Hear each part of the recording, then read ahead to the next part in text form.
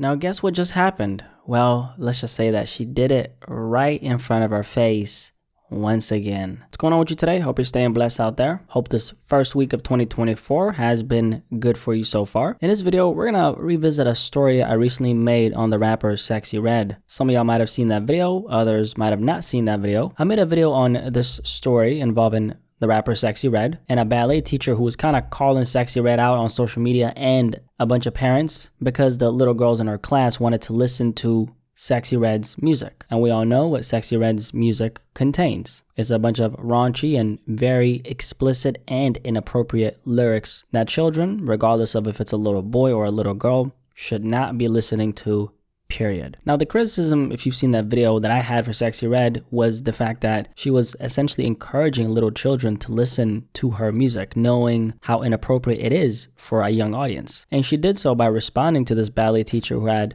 called her out and these parents who were letting their children listen to her music by saying, "Girl, shut the hell up and play my records." That's what she said. So that was Sexy Red's response. And personally, I thought what she did right there was very evil work. Because the way I look at it is, yeah, you're a grown adult making music for other adults, but to go out of your way by responding to a story like this in the way that she did, to me, it signifies that she knows exactly what she's doing. She obviously knows that her music is very inappropriate for these little girls who were asking their ballet teacher to play her inappropriate records during the class. With that information in mind, she was enabling these little girls to listen to her music. Now, obviously, it's on the parents, and we're going to talk about the parents because we got some smoke for the parents, okay? But let's just say that as an entertainer, you do have some type of responsibility because you have all this influence. And when it comes to someone like Sexy Red, she's literally one of the hottest things on social media right now. Like, she's getting so much press right now. It's unbelievable. The entire industry supports her. Some of the hottest rappers have literally not only co-signed her, but they've also jumped on records with her. And like they say, right, attention is the greatest form of currency, especially in this generation. And the thing that kind of made it worse for me was like,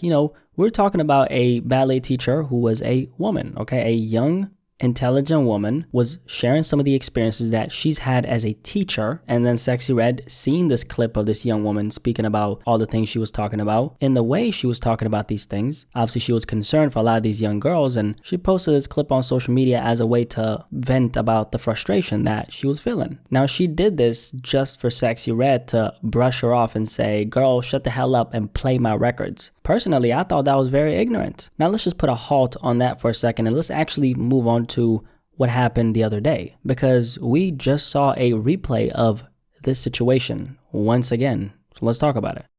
So essentially what happened the other day is there was a clip that was posted on Twitter, and the clip in question was of a bunch of young girls dancing and singing along to Sexy Red's records. Specifically, it was the song Rich Baby Daddy, which is a record by Drake featuring Sexy Red and SZA. And this is the chorus to the song, which Sexy Red is rapping. This is what the song's hook says. "Bend that ass over, let that coochie breathe, shake that ass, bitch.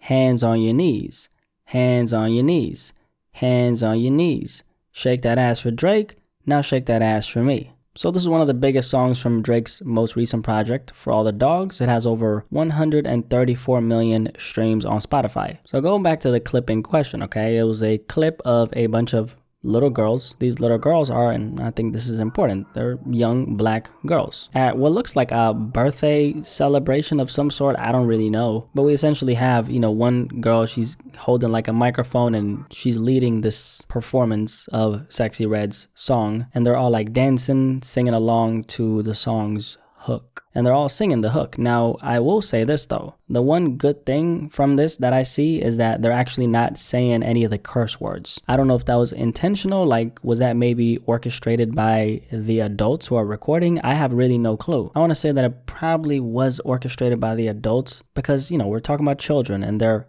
cognitive development isn't that far ahead to the point where if they hear something like a song, they're not going to intentionally skip over the words because they're children. They don't really know any better. Now, the video aside, and we're going to get to Sexy Red's response in a second because she had something to say about this. The video aside, I thought the caption to this viral video was pretty interesting because the caption was, "If the party ain't lit like this, don't invite me. And then 1, 2, 3, 4, 5, 6, 7, looks to be 17 to be precise. 17 faced with tears of joy emojis. I gotta whisper this one, but this tweet right here looks like it was written by a certain agency who flooded the black community with cocaine in the 80s. Say no mo. Now, Sexy Red ended up responding to this viral video. I wonder what Sexy Red said. Well, let's take a look at her tweet. Here it is. Aww. Like AWWW, like, you know, like, aww. So that's what Sexy Red said, which tells me that she knows exactly what she's doing. I mean, she's literally doing it in front of our face like we don't know what the hell she's doing. So before we get to Sexy Red, we do have to talk about the fact that these children would not be listening to this had it not been for their parents. So let's talk about that.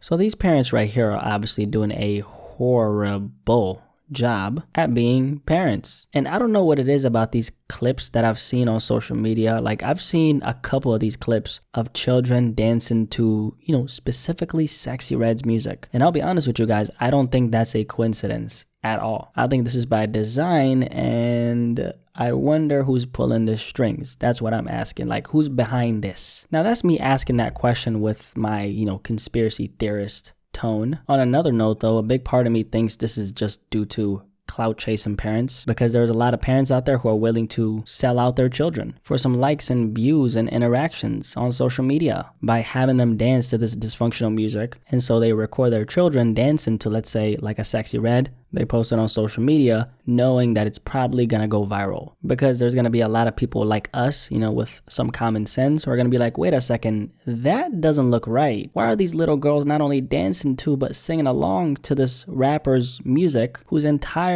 MO is being as raunchy and as vulgar as possible? Like, that don't make any sense for the people with common sense, that is. There's of course going to be another crowd who stands behind this, and they might say something like, well, when we were kids, we used to listen to this other music which was as bad and as filthy and as vulgar and as explicit, so ain't nothing wrong with this, right? Not realizing that the reason why they think this is normal is because they were presumably brought up in a very dysfunctional environment where a lot of this inappropriate content and material was pushed in their face constantly, and a lot of that for them eventually became normalized, and so they're not going to bat an eye when dysfunction is put in front of them, because that is their normal. And it's really sad, because a lot of these parents and a lot of these grown people who think like this, who eventually end up having children, they end up letting their children consume a lot of this extremely inappropriate and explicit content. So this entire conversation that we're having, obviously this is on the parents. And at the end of the day, as much disdain I might have for Sexy Red and everything she's doing, when it comes down to it, yes, she might exist in the industry and she might make certain type of music that a younger audience shouldn't consume. But the reason why that younger audience is consuming this music in the first place, it's obviously because of their legal guardians. For anyone who's still not aware, I'm sure you are aware of this, but we do live in a generation now that's being raised by social media, specifically TikTok, okay? And there's a lot of parents out there who've absolved themselves of the responsibility that they have by putting a smartphone in their children's hands so they don't have to sit there and actively be present in their child's life. This Sexy Red story aside for a second, I mean, guys, this is something that we see in so many other places now. What we're seeing in this story right here, this is just a symptom of a deeper problem that's going on in society right now. How come we're seeing things like children putting their lives at risk through, let's say, a TikTok challenge that's going viral? This is happening because a lot of these kids, they're not being monitored by their parents. And a lot of times the parents are not only encouraging this behavior, but they're also enabling that same destructive behavior. I look at it and I say, that's children raising other children, because these are not adults at all. And one of the theories that I have, or one of the things that I've come to understand would be a better way to put it, is that there's a lot of people out here who have children now, and they were never planning to be mentally present in their children's lives. Either they were not planning to, or they're just simply not able to be mentally present, because not every human being is even able to do that, which is why we have the saying, not everybody should have children. Because, you know, here's a difference between the older generation and this new generation now. Back in the day, before, let's say, the internet, if you chose to have children, at the very least, you had to be mentally present with them. Because if you're not reading the newspaper and your child doesn't have an iPhone they can be entertained by while your mind is completely somewhere else, what exactly are you going to do to pass the time? Well, you're gonna put your focus and your mental towards them. The thing that's going on now, however, with the digitalized era where we have iPhones, i.e. smartphones, TikTok, and all these other things that are obviously a distraction from real life, you can, as a grown adult, decide to have children, and then you can put a smartphone in their hand and mind your own business as they're minding their own business. And that takes away the responsibility from what the parent is actually supposed to do. And that kind of brings us full circle to this specific story right here. These little girls dancing to a rapper like Sexy Red's music, which is very inappropriate for children, is a direct result and direct symptom of parents absolving themselves of the responsibility that they have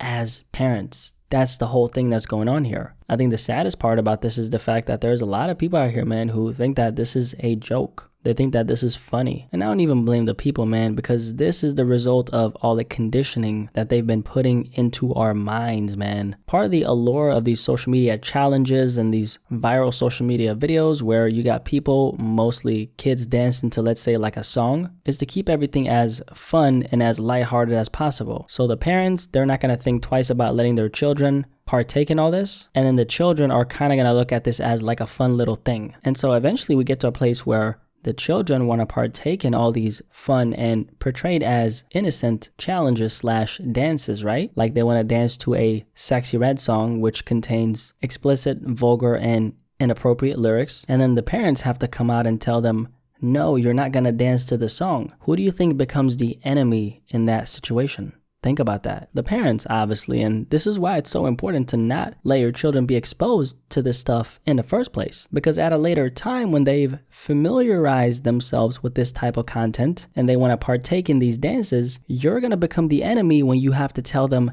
no, you can't dance to the Sexy Red song. Why can't I dance to the Sexy Red song? All the kids in school are dancing to the Sexy Red song. Ma, stop being a hater. Let me dance to Rich Baby Daddy by Sexy Red. So evil work. This is what it is. At the end of the day, don't think these public figures and these entertainers are going to look out for the interest of your children. Because for them, like Sexy Red in this case, every time somebody presses play on her record, she gets paid, or actually maybe not, because I'm sure she took a big ass advance, which means her record label gets paid and she will maybe recoup. We don't know yet. But it's a win for them. They don't really care about if the content that they're feeding your children are good for their mind or not. So parents, y'all got to do a better job at this shit, man. Don't be having your children dancing to this woman's records, because this is inappropriate. You guys got to keep in mind, man, she's trying to conquer the mind of these children. That's what she's doing right here. And that's why I say this is evil work, okay? This is very evil work. She knows what she's doing, and the parents are following suit. Very sad. I hope people can wake up to what's going on, because this is not going to get any better. We got to protect the innocence of these children, man, because I think what's going on right now, I think this is very freaking dark. Anyway, any thoughts on this story right here? Sexy Red did it again. If you made it this far, can you do me a favor and just press like, okay? Just press that like button. It really helps the video get promoted in the algorithm, and that tells me that I'm doing a really good job at what I'm doing here. So press like, I would really appreciate that. Also, if you're not subscribed, definitely make sure you're subscribed. What do you guys think about this topic though? Any thoughts on this Sexy Red story? Any thoughts on some of the things that I spoke about? Curious to hear what you have to say. See you in the comment section below, and I'll catch you on the next one as well. Peace. I'm out.